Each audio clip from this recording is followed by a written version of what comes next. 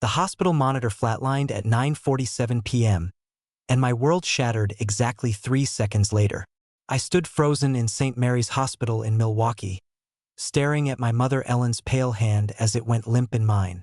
The mechanical beep echoed through the sterile room while Kevin scrolled through his phone by the window and Laura cracked her gum in the corner. Neither moved, neither cried. But that wasn't what destroyed me. What destroyed me were her final words, spoken 20 minutes earlier when her eyes had suddenly cleared from the morphine haze. "Elliot, I have to tell you the truth.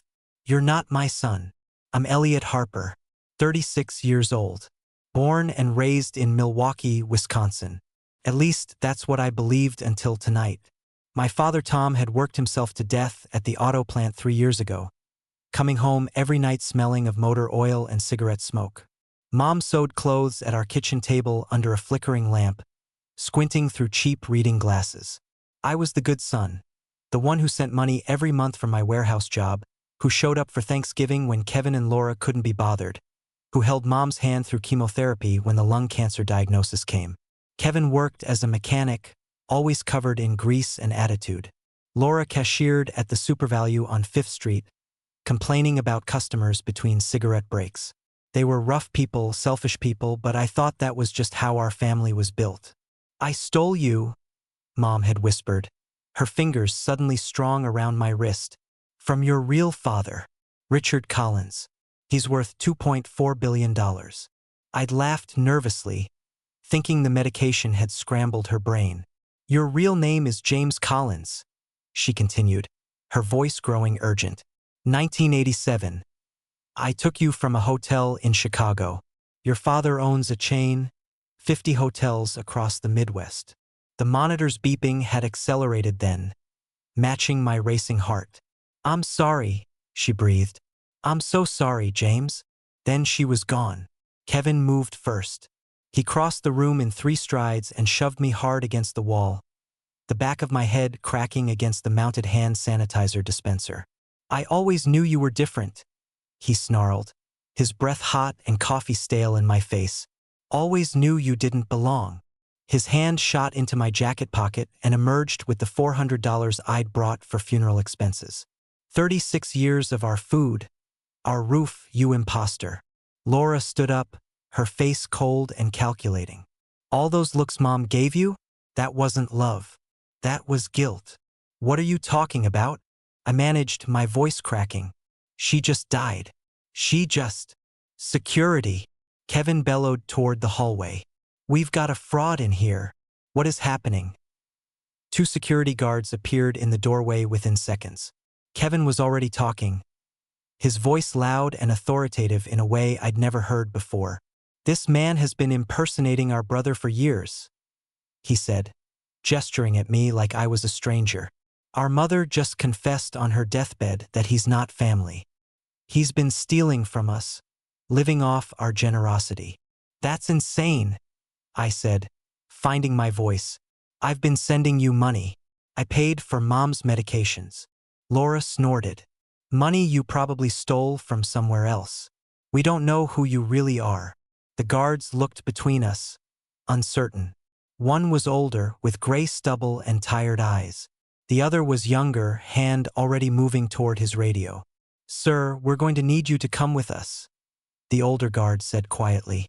"My mother just died," I said, looking back at her body on the bed.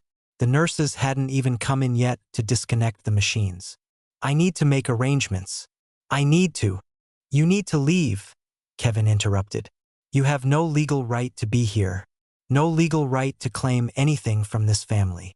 The younger guard took my arm. His grip was firm but not rough. "Let's not make this harder than it needs to be." I let them lead me out because what else could I do? Fight them in a hospital corridor while my mother's body cooled in the room behind me? The fluorescent lights blurred as we walked past the nurses' station, past other rooms where other families grieved in normal ways. They escorted me all the way to the parking lot. The April rain had started, cold and steady, turning the asphalt black and reflective. "You can't come back to this facility without authorization from the family," the older guard said. He looked apologetic. "Hospital policy." I stood in the rain for 20 minutes, watching water run off the parking garage overhang, trying to make sense of what had just happened. My phone buzzed. A text from Kevin. Don't come to the house. We've already called the landlord. The landlord, Mr. Kowalski, Kevin's second cousin on his father's side. I drove my 12-year-old Honda Civic across town to the apartment I'd rented for 8 years on Brady Street. The rain was heavier now, my wipers squeaking across the windshield. The radio played something cheerful and meaningless. When I pulled up to the building, I knew immediately something was wrong. The lock on the front door had been changed. I could see it even from the street, new brass where old steel had been. I tried my key anyway. It didn't turn. I called Mr. Kowalski. He answered on the fourth ring. Elliot. Yeah. I heard about the situation. What situation? I pay my rent on time. I've never been late. Kevin explained everything. Look, I can't have someone living in my building under false pretenses. Identity fraud is serious. Identity fraud? I've lived here for 8 years. You've cashed my checks every month. The locks are changed. Your stuff is in storage. You can pick it up when you sort out your legal status. He hung up. I sat in my car, engine running, heat blasting, trying to understand. In the span of 3 hours, I had lost my mother, my siblings, my home, and apparently my entire identity. I called my bank. The automated system told me my account had been flagged for suspicious activity and was temporarily frozen pending investigation. I would need to visit a branch with proper identification. I called my supervisor at the warehouse. It went to voicemail. I left a message saying I'd had a family emergency and would be in tomorrow to explain. He texted back 10 minutes later. We received information about legal issues. Better if you don't come in. HR will be in touch. The rain drummed on the roof of my car. I had $237 in my wallet, a half tank of gas, 2 bags of belongings that Mr. Kowalski claimed were in storage but I'd never be able to access, and a dead mother's confession that I was someone else entirely. James Collins, son of a billionaire, stolen 36 years ago. I laughed, came out harsh and broken, fogging the windows. The woman at the parking meter station gave me a strange look as she hurried past with her umbrella. Where does someone go when they lose everything in a single night? When the people you called family turn on you before your mother's body is even cold. I drove to Lake Michigan. There was a shelter near the waterfront that I'd passed 1,000 times without thinking about. St. Vincent's, a brick building with barred windows and a cross above the door. I parked across the street and watched people shuffle in and out. Some carried plastic bags with their possessions. Others had nothing at all. This was my life now. I turned off the engine and stepped out into the rain. St. Vincent's shelter smelled like industrial cleaner and desperation. The intake coordinator was a tired woman named Patricia, who barely looked up from her clipboard as I filled out forms at a folding table in the lobby. Any addiction issues? She asked. No. Mental health concerns? Not until today. She glanced up at that, caught something in my expression, and her face softened slightly. Rough night. My mother died. Then my family threw me out. She nodded like she'd heard it before. Bed 16. Dinners at 6. Breakfast at 7. You can stay 30 days, then we reassess. Bed 16 was a cot in a room with 49 other cots, separated by nothing but 2 feet of space and the unspoken rule that you didn't look at your neighbors too long. I lay down fully clothed, my wallet under my pillow, and stared at the water-stained ceiling tiles. Around me, men snored and coughed and shifted in their sleep. Someone was crying quietly in the darkness. The room was too hot despite the April cold outside. I thought about my mother's face as she confessed, the clarity in her eyes, the strength in her fingers as she gripped my hand. I stole you. Why would she say that if it wasn't true? Why would she use her last breath to destroy me with a lie? I didn't sleep. The next morning, I stood in line for breakfast, watery oatmeal and instant coffee, and realized I recognized no one. These were people from a world I'd passed by for 36 years without seeing. A world I was now part of. I spent the day looking for work. Nobody was hiring someone who couldn't provide references or explain why they'd left their last job. I washed cars at a gas station for cash, $40 for 8 hours. The owner paid me in crumpled bills and told me not to come back. "You look too desperate," he said. "Scares the customers." I bought a meal at McDonald's with some of the money. A burger that tasted like cardboard. I ate it slowly in the parking lot, making it last, watching families come and go through the glass doors. The days blurred together. I found odd jobs when I could. Sorting recyclables at a processing center. Loading trucks at a warehouse that didn't ask questions. Helping someone move furniture for $60 cash. My hands grew rough and calloused. My clothes started to hang loose as I skipped meals to save money. I learned the rhythms of street life, where the church served free lunch on Tuesdays and Thursdays, which grocery stores threw out day-old bread behind the building at closing time. How to sleep light enough that nobody could steal from you but deep enough to actually rest. 3 months passed. I stopped thinking about Richard Collins and stolen identities and billion-dollar hotel empires. It felt like a fever dream from another life. What mattered was surviving today, finding work tomorrow, getting through another night in the shelter before my 30 days ran out and I'd have to find somewhere else. It was a Tuesday in July. Hot and humid, the kind of Milwaukee summer day where the air feels thick enough to chew. I was standing in line outside a church on Vliet Street, waiting for their lunch service to start, when 2 men in suits approached me. They looked completely out of place. Dark suits despite the heat. Polished shoes. One was older, maybe 60, with iron gray hair and sharp eyes. The other was younger, carrying a leather briefcase. "Elliot Harper?" the older man said. I almost didn't respond. I'd gotten used to being invisible. "Who's asking?" "My name is Harlan Gray. I'm a private investigator." He pulled out a badge. "This is Mark Evans, an estate attorney. We need to talk to you about your mother's confession." My heart started pounding. "I don't know what you're talking about." "Ellen Harper died April 17th at St. Mary's Hospital. Told you that you were stolen from Richard Collins in 1987. Gray's voice was matter-of-fact, like he was reading from a report. "Your real name is James Collins, Jr. The people in line around us were listening now, pretending not to but definitely paying attention. "How did you find me?" I asked. Evans spoke for the first time. His voice was precise, lawyerly. "We've been tracking you for 6 weeks. You threw away a coffee cup outside the library last Tuesday. We recovered it and ran DNA analysis. You're a match for Richard Collins. 99.97% probability of paternity." I stared at them. The sun beat down on my shoulders. Someone behind me in line coughed. "That's impossible," I said, but my voice sounded uncertain even to myself. Gray pulled out his phone and showed me a photograph. A baby with bright blue eyes, maybe 6 months old, sitting in someone's lap. The baby was wearing a white outfit with small blue anchors on it. "This is you," Gray said. "Taken 3 weeks before you disappeared from the Chicago Grand Hotel on September 14th, 1987. I looked at the photo, at those blue eyes, the same eyes I saw in the mirror every morning." Evans gestured toward a black sedan parked at the curb. "We need to show you something.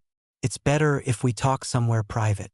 I looked at the church door, where lunch would be served in 10 minutes. Then at these 2 men in their expensive suits. Every instinct I'd developed over 3 months on the street screamed that this was dangerous, that nothing good came from following strangers. But I'd already lost everything. What more could they take? "Fine," I said. The car had leather seats and air conditioning that felt like heaven against my skin. Evans sat in front with the driver. Gray sat beside me in the back, opening his briefcase. "Richard Collins has been searching for you since 1987, Gray said, pulling out a thick folder. "He spent $15 million over 36 years, hired 12 different agencies, never gave up." He spread photographs across the seat between us. Missing person posters, age progression images showing what I might look like at 10, at 20, at 30. The resemblance was unsettling. "Your biological mother was Sarah Collins," Gray continued. "She died in a car accident in 1990. Richard never remarried, never had other children. You were his only heir. Were. I caught the past tense. Evans turned around from the front seat. His expression was somber. Richard is dying. Heart failure. His doctors give him a week, maybe 2. The car pulled onto the highway, heading south. I watched Milwaukee disappear behind us. Ellen Harper worked as a cleaner at the Chicago Grand Hotel in 1987, Gray said. She was hired in June under the name Ellen Morrison. Fake social security number, fake references. We've traced it back. She was part of a network. A network. Child abduction ring. Small scale, targeted. They didn't kidnap for ransom. They took children from wealthy families and raised them as their own, creating new identities. Gray pulled out more documents. We've identified 5 other cases from the same time period. All in the Midwest. All children under 2 years old. My mouth felt dry. Why? That's what we're still trying to understand. The women involved weren't connected financially. No money changed hands. It appears to have been ideological. Evans passed back a water bottle. Some kind of revenge against the wealthy. I drank. The water was cold and clean. Nothing like the lukewarm tap water at the shelter. Ellen Harper was actually Ellen Collins, Gray said quietly. Richard's half-sister. The water went down wrong. I coughed, my eyes watering. What? Richard's father, James Collins Sr., had an affair with one of their housekeepers in 1956. The woman got pregnant. The family paid her off $50,000 to disappear. She had the baby in Detroit. Named her Ellen. Gray pulled out a birth certificate yellowed with age. Ellen grew up knowing she was a Collins. Knowing her father had a fortune and a legitimate family while she and her mother struggled. When her mother died in 1978, Ellen came to Chicago. She tried to contact Richard to claim her inheritance. What happened? The family lawyers shut her down, offered her a settlement, $200,000 to sign away any claim to the Collins name or estate. She took it, disappeared. Gray's jaw tightened. Then she came back 9 years later under a fake name and stole you. The car was silent except for the hum of tires on asphalt. She wanted revenge, I said slowly. She couldn't have the Collins fortune, so she took the Collins heir. We believe so. Her plan, based on documents we found in her Milwaukee apartment, was to raise you as her son. Then, when you were old enough, reveal your true identity and help you claim the inheritance. She would control you, control the money, through you. But I never knew, I said. She never told me until she was dying. Evans turned around again. That's the part that doesn't fit. Something changed. Either she developed genuine feelings for you, or her plan fell apart. We may never know. The Chicago skyline appeared on the horizon. Glass towers reflecting the afternoon sun. Tom Harper wasn't your father, obviously, Gray said. But Kevin and Laura aren't Ellen's biological children either. She adopted them from her first marriage to create the appearance of a normal family.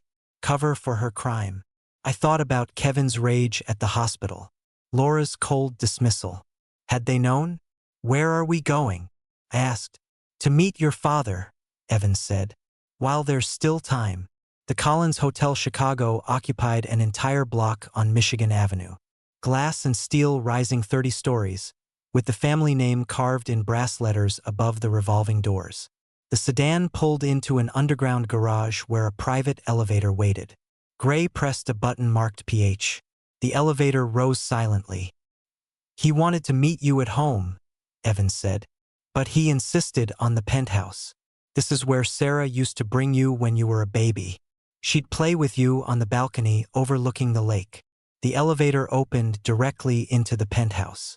Floor-to-ceiling windows showed Lake Michigan stretching to the horizon, the water dark blue under the summer sky. The furniture was elegant but understated. Photographs covered every surface. A nurse stood by the windows. She nodded to Evans and disappeared down a hallway. Richard Collins sat in a wheelchair near the balcony doors. He wore pajamas and a robe despite the hour.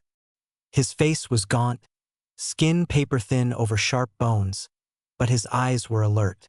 Bright blue, the same blue I saw in the mirror. He stared at me for a long moment. His hands trembled slightly on the wheelchair arms. "Sarah," he whispered. Then he shook his head. "No, you're James. You look exactly like her." I didn't know what to say. This man was a stranger, but those eyes were my eyes. "Sit," he said, gesturing to a chair beside him. His voice was weak but commanding. "Please." I sat. Gray and Evan stayed near the elevator, giving us space. "I've imagined this moment 10,000 times," Richard said. "What I would say, what I would ask. Now you're here and I can't remember any of it." "I don't know what to call you," I said honestly. "Richard is fine. Or Dad, if you can manage it. I know I'm a stranger." He coughed, and the nurse reappeared with a glass of water. He waved her away. "I don't have time for gentle transitions. The doctors give me 5 days. Maybe a week if I'm stubborn." "I'm sorry." "Don't be. I've had 36 extra years because I refused to believe you were dead. That's more than most fathers get." He reached out and touched my hand. His fingers were cold. "Tell me about your life. The real version, not the sanitized report from the investigators." So I told him about growing up poor in Milwaukee, about Tom Harper coming home smelling like motor oil, about Ellen sewing clothes at the kitchen table, about sending money home, about holding her hand through chemotherapy, about thinking I was doing the right thing for my family. Richard listened without interrupting. His expression grew harder as I spoke. "She stole everything from you," he said when I finished. "Not just your identity, your entire childhood, your mother, your inheritance, your future. She raised me," I said, surprising myself. "She wasn't perfect, but she fed me, kept me safe, taught me right from wrong. She was a kidnapper. She was both." Richard studied me. "You're more forgiving than I would be.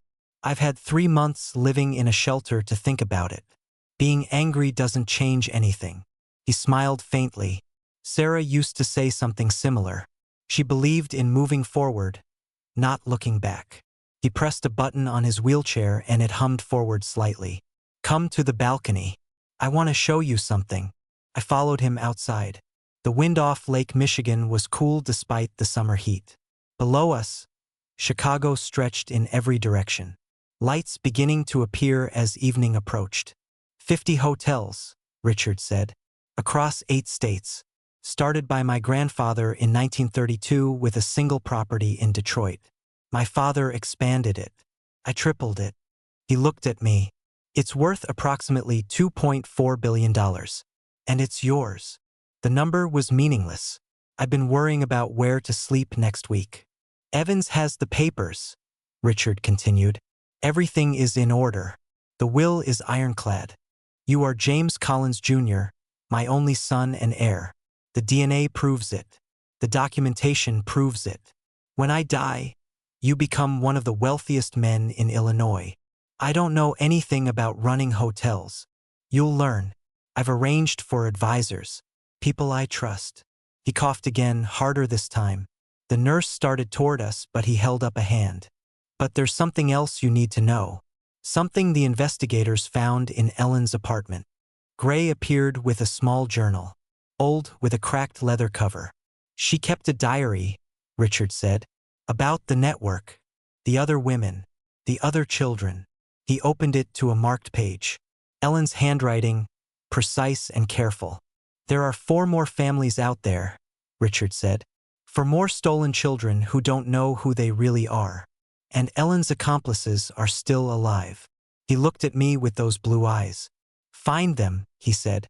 "When I'm gone and you have the resources. Find them and bring them home." Richard died 6 days later in his sleep, with me sitting in a chair beside his bed. I'd spent those 6 days in the penthouse, listening to his stories about Sarah, about building the hotel empire, about the endless years of searching for me. He showed me photographs from before I was taken. My mother holding me on the beach, my first Christmas, my christening at Holy Name Cathedral. "She never got over losing you," he said on the 5th day. His voice was barely a whisper. "The car accident in 1990 wasn't really an accident. She drove off the road deliberately. The police ruled it differently to spare me, but I knew. I held his hand while he slept. This stranger who was my father. This man who had spent $15 million searching for a ghost. The funeral was enormous. Hundreds of people I didn't know, offering condolences to me as if I'd been part of Richard's life all along. Business partners, politicians, distant relatives who looked at me with calculation in their eyes, wondering how this affected their own prospects. Evans handled everything with quiet efficiency. He'd been Richard's personal attorney for 23 years. The will is clear, he told me the day after the funeral. Everything goes to you. The hotels, the investments, the properties. There will be legal challenges from distant relatives, but none of them have standing. You're the biological son. The DNA is conclusive. We sat in Richard's office, my office now, overlooking Michigan Avenue. The desk was mahogany, probably worth more than every possession I'd ever owned combined. What about Kevin and Laura? I asked. What about them? Can they challenge this? Claim I defrauded them somehow? Evans smiled thinly. They're welcome to try. They have no evidence of fraud. Ellen's confession was witnessed by hospital staff. The DNA evidence is irrefutable. And frankly, you owe them nothing legally or morally. He was right, but it still felt unfinished. 3 weeks later, Kevin sued me for $60 million in emotional damages. His lawyer claimed that I had knowingly perpetuated a fraud for 36 years, causing psychological harm to the Harper family. The case was laughed out of court in the preliminary hearing. The judge actually laughed. Laura disappeared to Tampa. I heard through Gray's network that she was telling people I'd stolen her inheritance, that I was a con artist who had manipulated a dying woman. The stories got more elaborate with each telling. I could have destroyed them both. Richard's resources were now my resources. But what would that accomplish? I had Evans send each of them a check for $30,000. Not out of obligation, not out of love, but to close that chapter of my life. Kevin cashed his immediately. Laura returned hers with a note that said simply, "Blood money." I threw the note away and forgot about them. The real work began 2 months after Richard's death.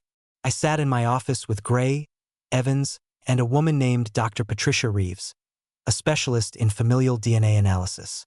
Ellen's diary was spread across the desk. We've identified 4 other women in the network, Gray said. Margaret Walsh in Detroit, Susan Chun in Minneapolis, Dorothy Martinez in St. Louis.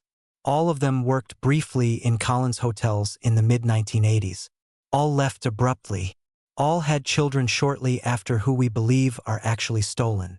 Dr. Reeves pulled up a database on her laptop. We've been cross-referencing missing children reports from 1985 to 1989 with current DNA databases. We have preliminary matches for 3 of the 4 cases. Who are they? I asked. Daniel Walsh, 37, currently living in Dearborn, Michigan. Works as an accountant. No idea he was adopted. She clicked to another file. Twin sisters, Amy and Jennifer Chun, 36, in Seattle. One is a teacher, the other is a software engineer. Their adoption was legal on paper, but we believe Susan Chun used forged documents. And the 4th, still searching. Dorothy Martinez died in 2003. Her son's trail goes cold around 2010. We're working on it. I looked at the photographs. Daniel Walsh had sandy brown hair and smiled in his LinkedIn photo. Amy and Jennifer Chun looked nothing alike for supposedly identical twins. One had clearly been raised differently. What do we do? I asked. Evans leaned forward. That's your decision. These people have lives, families, identities. Telling them the truth could destroy everything they believe about themselves. Like it destroyed me? Yes. I thought about standing in the rain outside St. Mary's Hospital, about sleeping in the shelter, about washing cars for $40 a day. But I found the truth, I said. And I found Richard, even if it was just for 6 days. Don't they deserve that chance? Gray nodded slowly. Then we approach them carefully. We verify the DNA first. We don't make accusations. We present facts and let them decide. Start with Daniel Walsh. I said. He's closest. Dr. Reeves made a note. I'll need a sample from him. Hair, saliva, anything with genetic material. Can you do that without him knowing? I can be creative. 6 months passed. I stood in my office on a January morning, watching snow fall across Chicago. The city looked clean under the white blanket, peaceful. My name was now on 50 hotel facades across the Midwest. James Collins Jr., CEO of Collins Hospitality Group. The transition hadn't been easy. I'd spent months learning the business, sitting through meetings where people spoke in languages of profit margins and occupancy rates and brand positioning. I hired tutors. I read everything. I worked 16-hour days because what else was I going to do with this life I'd been handed? Gray knocked and entered without waiting. He carried a folder. We found them, he said simply. Daniel Walsh was indeed stolen from the Hendricks family in Detroit. His biological father was a real estate developer who had spent 2 decades searching before dying of a stroke in 2008. Daniel had agreed to DNA testing after we approached him carefully. The results were conclusive. He was currently in therapy, processing the news. The Chun twins weren't twins at all. Amy belonged to the Park family in Minneapolis, Korean immigrants whose daughter vanished from a hotel room in 1987. Jennifer was actually from the Santos family in Chicago, taken the same year. Susan Chun had adopted them both through forged documents and raised them as sisters. They want to meet their biological families, Gray said. Both of them. And the 4th case? We found him. Marcus Rodriguez, 35, living in Phoenix. Dorothy Martinez's supposed son. He was actually taken from the Brennan family in Milwaukee. Gray paused. Same hospital where your mother died. St. Mary's. The irony wasn't lost on me. His biological mother is still alive, Gray continued. Catherine Brennan. She never stopped looking. I looked at the photographs Gray had laid on my desk. For people whose lives had been built on lies. For families who had lost children. All connected by a network of women seeking revenge against the wealthy. Set up the meetings, I said. And Gray? Make sure they know they're not alone in this. He nodded and left. I turned back to the window, watching the snow fall on Chicago.